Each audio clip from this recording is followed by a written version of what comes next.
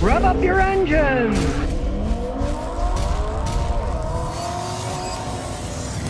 This might be, Scotty, what do you think of a 2015 Avalon? They're good vehicles. They're relatively expensive vehicles. They kind of failed in the market because they were in no man's land. Toyota already had fancy Camrys, and there's a bunch of Lexuses that are kind of like the Avalon. So the Avalons are like more expensive Camrys, but they weren't all that different from the Camrys.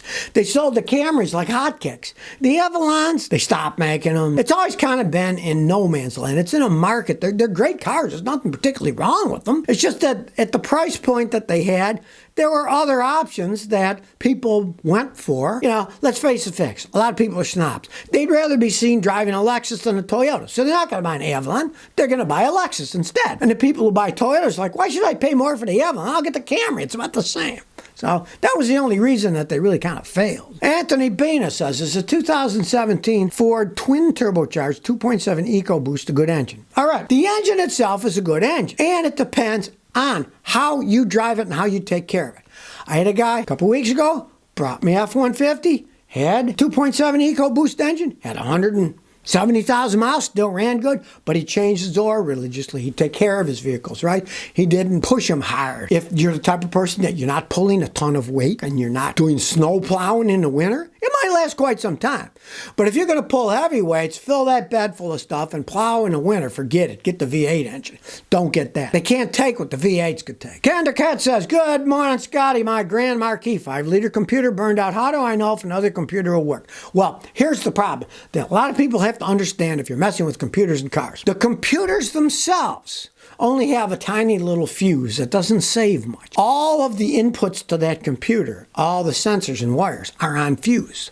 Only the power wire is fused. The rest aren't. If you have a short anywhere in the system, it can short out the computer. So if you just say, well, my computer's burned out, I'll buy another one and plug it in. If there's a problem in the wiring or any of the sensors, it's going to burn the new one out really fast, right? In that case, you're really better off getting a mechanic like me to at least test it out. Because unless you're a riverboat gambler, you like rolling those dice and seeing what comes up, snake eyes. If you do buy another computer and you got a short somewhere in the system, and you've seen the computers, right? All those wires and those clips that go in, tons of wires. Any one of those things has a short, it'll ruin a new computer. So unless you're a riverboat gambler, you should have a mechanic check it out to see, is there another problem that made the computer go bad? Because if there is, and you buy another computer, you're wasting your money. It'll just fry that one too. Chester Ramos says, Scotty, if you were a tool used for car repairs, what do you think you'd honestly be? Oh, hands down, I'd be a sledgehammer. I don't suffer fools gladly. When I see something that's wrong, I get that sledgehammer out. I was working on a car the other day. It's a northern car, so it was all rusted out. I got that sledgehammer. I whacked the crap out of it. Then I got the part off. I was replacing it anyways. I didn't care if I broke it because I already had a new one waiting for it, right? Hammering away and off it came. I'd be a sledgehammer with a short handle, too. The long ones aren't good for working on cars. I buy the long ones, and then I cut the handle short. Then I got a nice short one for whacking the heck out of stuff. And it does come in handy. Hey, when you know you're replacing a part, you don't care if you break the old one, right? I'll be more careful when I'm taking things apart, and I'm not, but when you're replacing a rusty hub or something, what do you care? You got the new one, smack the old one out, and then bolt the new one back in. Jacob Blair says, Scotty, what do you think about do-it-yourself wood ramps? Are they safe? Well, I'd never use one. He's talking about ramps where you could drive your car up on a ramp so you can change the oil without jacking it up in the air, right? Well, now, wood is very strong. Yes, but what's holding the wood together? Screws, nuts, bolts, how strong are they? Did you crack the wood when you drilled them in and then you drive on and they break? I would stick to steel ones. I'm not a ramp fan because I don't like the idea that I'm driving up on a ramp, you go too far, they can flip over, the car falls off, it's stuck. I like jacks and jack stands.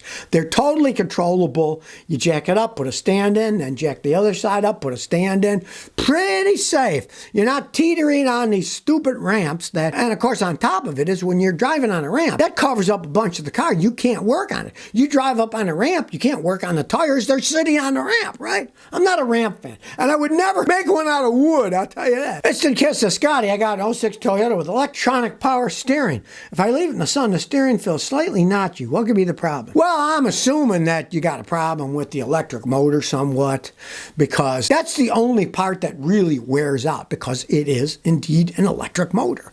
Electric motors eventually wear out and have problems. And when they get hot, sitting in the sun, they're going to have a problem. And it will feel notchy. Once you get driving, hey, The wind of going down the road will help cool it off. It's just sitting there in the hot sun. Nothing's cooling it off. Fauci says, who do you think's rolling in the grave more, Henry Ford or Nikola Tesla? Boy, that's a good toss up there. I would have to say Henry Ford because of all the screw-ups Ford's done. They got all the quality control issues. They now rated everyone, GM, Stellantis, Chrysler, Ram, higher than Ford's in terms of quality, right? But on the other hand, Nikola Tesla's not going to be happy. Marconi stole this thunder. I invented the wireless, said Marconi. Now, decades later, they admitted, well, actually, Nikola Tesla invented it, right? I mean, the guy was a genius. Sure, he was a little bit on the nutty side, but most geniuses are a little bit on the nutty side. Look at Elon Musk. The guy's obviously a genius, and he's definitely a nutcase. Maybe he's going to have that cage match. I read something the other day. They said, well, that's going to be $100 on pay-per-view, you know? I would never pay for it because if they did that and they collected money, you'd know the whole thing would be staged. You'd want them actually really fighting in a cage match. That'd be something to see, you know? Because they're both a little bit nutty. But out of those, I'd have to say Henry Ford's probably rolling over in his grave for what the company's happened since he's died and how Henry Ford did vertical integration so they could do everything. And now Ford, oh, we'll buy this from China, we'll buy this from Africa, we'll get all these parts from all over the world. And then when we can't get them, gee, we can't build our cars. Henry wouldn't have that problem. He built everything, even the windshields. Gaming Entertainment TV says my 2017 Ford Fusion 1.5, the AC doesn't cool. Fuse is bad, I replace it, but nothing works out. Any suggestion? All right, well, you replace the fuse and it keeps blowing, you have an electrical short. And knowing those things, here's what you should do first. Go to the air conditioning compressor, right? It's got an electronic lead that comes off. Unplug that. Unplug it off the compressor. Replace the fuse and drive it around, turn on the AC. The AC will not work, of course. But if it blows, it won't blow cold, but if it blows and it no longer blows the fuse, you'll know the compressor's shorted out. In case it would be the clutches shorted out, the electric clutch on the compressor. But let me tell you this, don't replace the clutch on a compressor on a Ford. Replace the whole compressor, because if the compressor clutch has gone out, the compressor's usually on its last legs. You go through all the trouble taking it apart, putting a new clutch in, you'll find out 2-3 months or 2-3 days later, it'll burn the new one out because it's worn out. The compressor itself is worn out. Replace the clutch and compressor as a unit, if that's the problem. All right, well, San Francisco's fire chief is fed up with the Robo Taxis they have in town. They're saying these stupid things do not know what to do when there's fire trucks and when there's ambulances and police cars flashing lights. It confuses the Robo Taxis. Now, the problem with a lot of these, they have fail-safe system, right? But generally, their fail-safe system is if the machine is confused, it stops. Well, guess what? If there's a fire truck coming, the last thing you want a machine to do is stop in front of the fire truck, right? You'd think they could at least program to flashing lights are here, pull over to the side of the road like people are supposed to do, right? Fire chief of San Francisco saying maybe we shouldn't have these robo taxis. They don't work too good with fire equipment and stuff like that. It's per usual. I'm sure the people that made them didn't even think about this crap. Oh, we'll try it out. These are got a long way to go before they're actually usable. Any fool can see that, you know? I mean, come on now. Don't think that these artificial intelligence are all that intelligent. They can't even figure out to pull over to the side of the road when a fire truck or ambulance is coming. There's only a few of these robo taxis out, but already the fire chief is saying we want to get rid of these things. They're creating a problem for our fire trucks and ambulance trucks and police cars. Yes, this artificial intelligence, I agree with the name artificial intelligence because a lot of it is indeed artificial. It's not real. TB says, Scotty, I got a new 350 cubic inch crate engine. My oil pressure's barely registered at idle. Engine has less than 1,000 K. Did I not break it in properly? You really don't need to break them in for engine oil pumps or anything. Here's the problem. You said you got a crate engine. Now, that could mean lots of things. If it was actually a new engine and not a rebuilt engine. If you buy a crate new engine, they're made in aftermarket factories where they put them together. And then they're new engines, yes, but they weren't built on the actual assembly line. And often the quality of them is, and if you did buy a remanufactured or rebuilt engine, the quality of those is absolute garbage.